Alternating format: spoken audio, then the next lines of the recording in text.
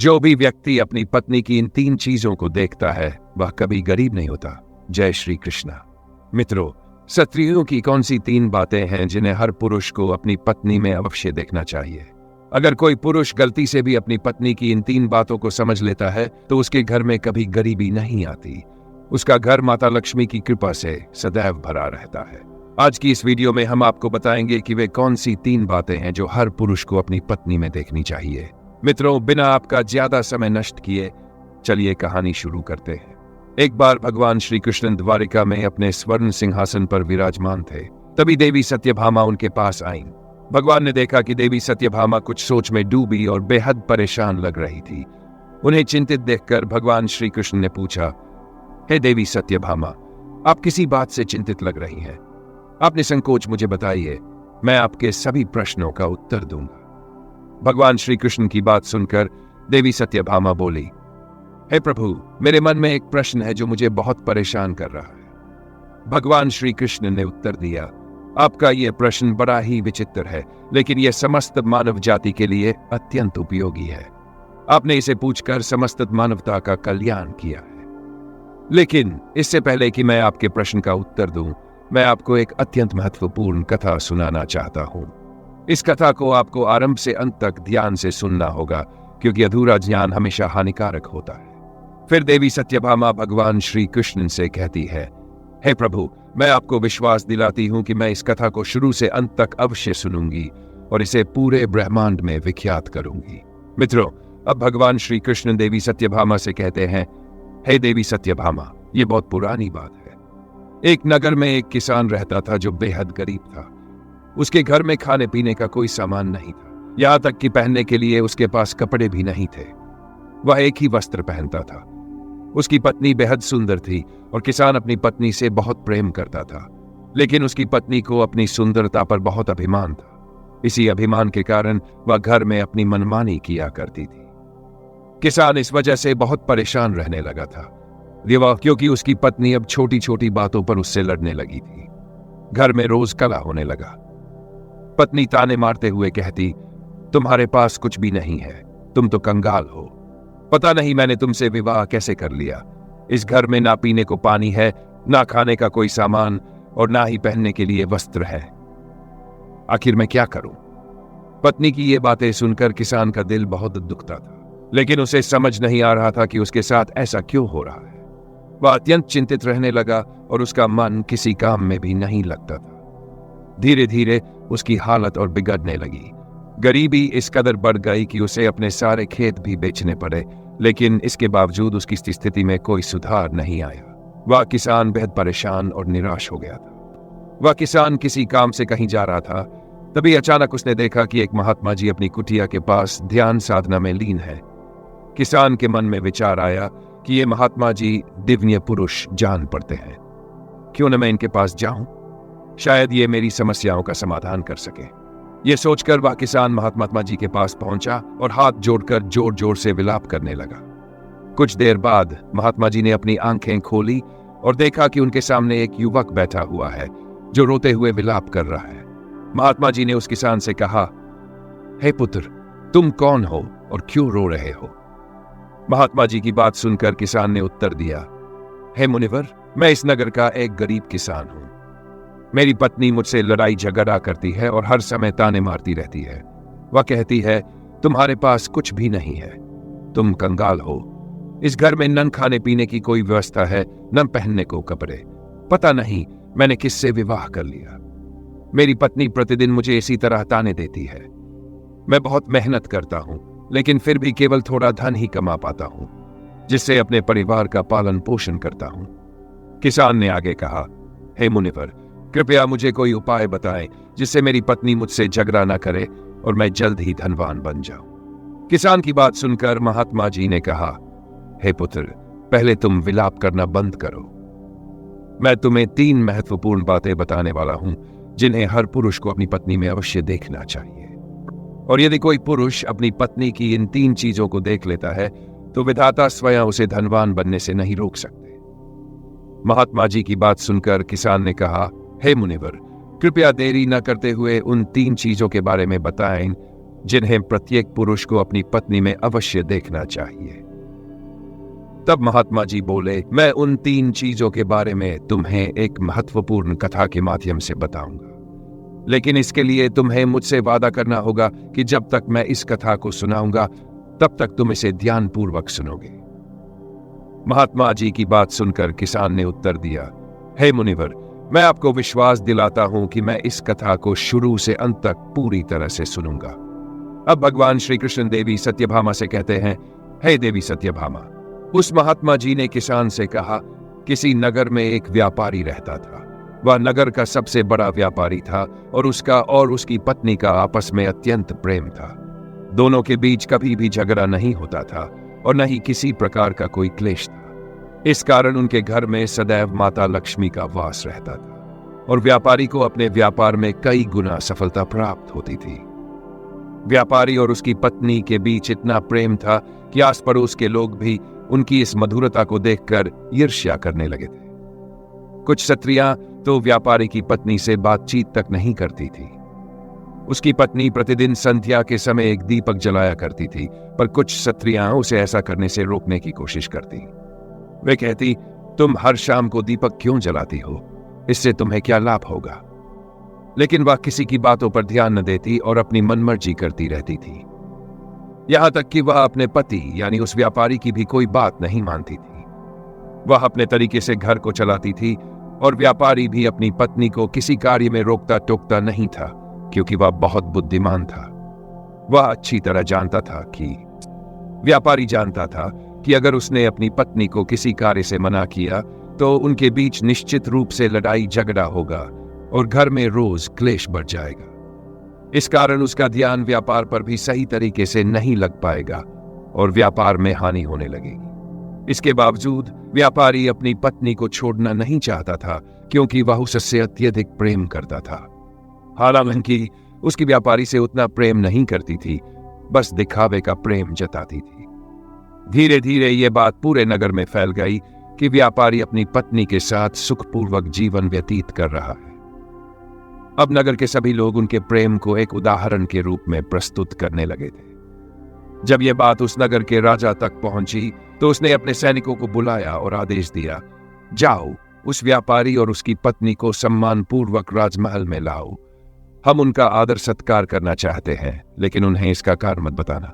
मित्रों, अब भगवान श्री कृष्ण देवी सत्यभामा से कहते हैं कि जब राजा के सैनिक व्यापारी के घर पहुंचे तो व्यापारी दरवाजा खोलते ही उनके सामने खड़ा देख हैरान हो गया। उसने उनसे पूछा, आप लोग मेरे घर क्यों आए हैं? सैनिकों ने जवाब दिया, राजा साहब ने आपको और आपकी पत्नी को राजमहल में बुलाया है। सैनिकों के साथ व्यापारी और उसकी पत्नी राजमहल पहुंचे। वहां राजा ने उनका भव्य स्वागत किया और उन्हें सम्मानित करने के बाद थोड़ा सा धन भी भेंट किया। ये पाकर व्यापारी और उसकी पत्नी बहुत प्रसन्न हो गए और खुशी खुशी अपने घर लौट आए। इसके बाद राजा ने पूरे नगर में यह ऐलान करवा दिया कि आज रात सभी घरों में दीप प्रज्वलित किए जाएं, ताकि व्यापारी और उसकी पत्नी के बीच के प्रेम की सराहना की जा सके। राजा की आज्ञा सुनते ही नगर के सभी लोगों ने अपने घरों में दीपक जलाए, किंतु थोड़ी ही देर बाद सभी घरों के दीपक बुझने लगे। लेकिन उस व्यापारी के घर का दीपक अभी भी जल रहा था और उसका प्रकाश दूर दूर तक फैल रहा था। फिर उस नगर के राजा ने सोचा, क्यों न मैं स्वयं जाकर देखूं कि किस किस ने अपने घरों में दीपक जलाए हैं और किसका दीपक अभी भी जल रहा है। इतना सोचकर राजा अपने महल से नगर की ओर देखने लगे। उन्हें दिखाई दिया कि पूरे नगर में किसी घर में दीपक नहीं जल रहा, परंतु उस व्यापारी के घर का दीपक अभी भी जल रहा था। राजा ने यह देखा तो वे वहीं खड़े हुए थे कि उनकी रानी वहां आ गई। राजा ने रानी से कहा, रानी जी, देखिए, नगर के किसी भी घर में दीपक नहीं जल रहा है, लेकिन व्यापारी के घर का दीपक अभी भी प्रज्वलित है। राजा ने सोचा कि यह व्यापारी बहुत बुद्धिमान है और अपनी समझदारी से घर को चलाता है, लेकिन रानी राजा की बात से सहमत नहीं थी। रानी ने कहा, हे महाराज, मैं आपकी बात से सहमत नहीं। मेरे विचार से उनकी पत्नी ही दोनों के बीच इतना प्रेम होने का कारण है। भगवान श्री कृष्ण देवी सत्यभामा से कहते हैं, हे देवी सत्यभामा, इसी विषय पर राजा और रानी के बीच बहुत देर तक बहस हुई। बहस इतनी बढ़ गई कि बात तलवारें खींचने तक आ पहुंची। लड़ते लड़ते राजा और रानी को कई चोटें भी आई। तब राजा ने अचानक रानी से कहा, हम दोनों लड़ाई क्यों कर रहे हैं? क्यों न हम उस व्यापारी और उसकी पत्नी की परीक्षा लें, ताकि यह स्पष्ट हो जाए कि उनके बीच इतना प्रेम किस कारण है। राजा की इस बात से रानी भी सहमत हो गई और उन्होंने कहा, ठीक है, मैं पहले उस व्यापारी की पत्नी की परीक्षा लेना चाहती हूं। राजा ने भी कहा, ठीक है रानी जी, आप जैसे चाहे वैसे व्यापारी की परीक्षा ले सकती है। फिर रानी ने योजना बनाई और सैनिकों को आदेश दिया कि व्यापारी से जाकर कहें कि यदि वह अपनी पत्नी को मार डालेगा तो रानी उससे विवाह कर लेंगी। साथ ही राजा को बंदी बनाकर कारागार में डाल दिया जाएगा और व्यापारी को राजा के स्थान पर सिंहासन पर बैठा दिया जाएगा। रानी का आदेश मिलते ही सैनिक व्यापारी के घर पहुंचे। शाम होने वाली थी और व्यापारी की पत्नी कहीं बाहर गई हुई थी, लेकिन व्यापारी घर में था क्योंकि वह थोड़ा बीमार था। सैनिकों ने उसके घर के दरवाजे को खटखटाया। दरवाजे की आवाज सुनकर व्यापारी ने किसी तरह दरवाजा खोला। सैनिकों ने कहा, रानी साहिबा का आदेश है कि यदि आप अपनी पत्नी को जान से मार डालेंगे तो रानी आपसे विवाह कर लेंगी।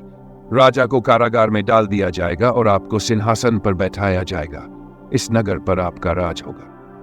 उन सैनिकों से व्यापारी स्पष्ट रूप से कहता है, जाकर रानी साहिबा से कह दीजिए कि मैं अपनी पत्नी को किसी भी हालात में नहीं खो सकता, क्योंकि मैं उससे अत्यधिक प्रेम करता हूं। यदि किसी ने मेरी पत्नी को नुकसान पहुंचाने की कोशिश भी की तो मुझसे बुरा कोई नहीं होगा।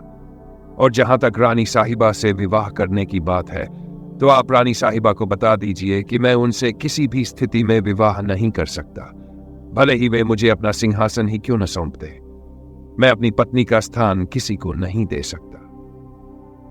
व्यापारी की ये बातें सुनकर सैनिक राजमहल वापस लौट जाते हैं और रानी को उसकी कही हुई बातों से अवगत कराते हैं।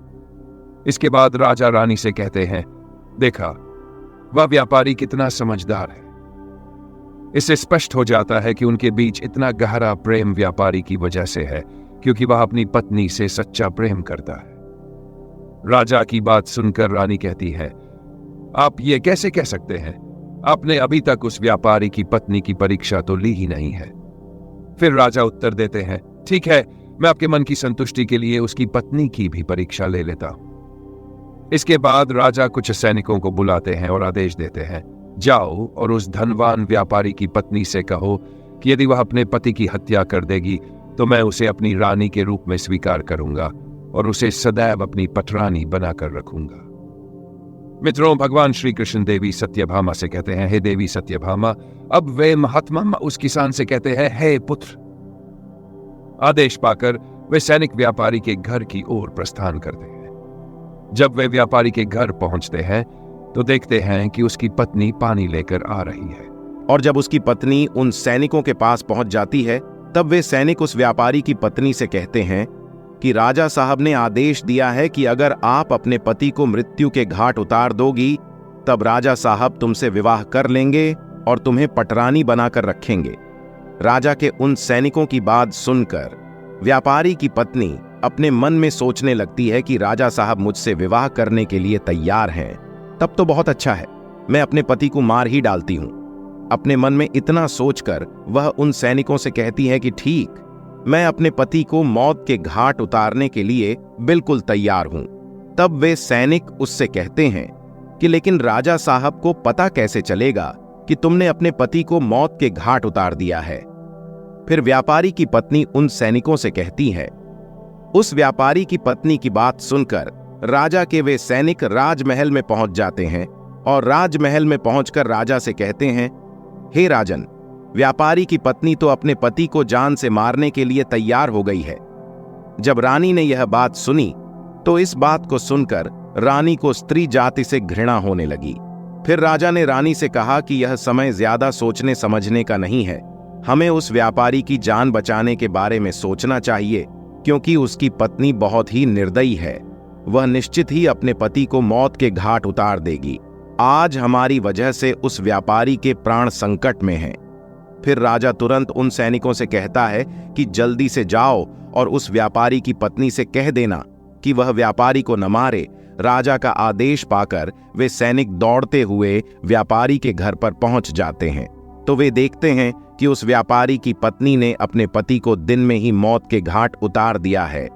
तब वे सैनिक व्यापारी की पत्नी को डांटे हुए कहते हैं कि तुमने तो हमसे कहा था कि तुम व्यापारी को शाम को मौत के घाट उतारोगी, लेकिन तुमने व्यापारी को दिन में क्यों मार डाला? राजा के उन सैनिकों की बात सुनकर उस व्यापारी की पत्नी उससे कहती है, यह तो आप चलकर राजा साहब से ही पूछ लीजिए। फिर व्यापारी की पत्नी और वे सैनिक राजमहल पहुंच जाते हैं और वे सैनिक राजा साहब को सारी बात बता देते हैं। प्रत्येक पुरुष को अपनी पत्नी की अवश्य देखना चाहिए और जिसे देखने के बाद उसके घर में कभी भी क्लेश नहीं होता है।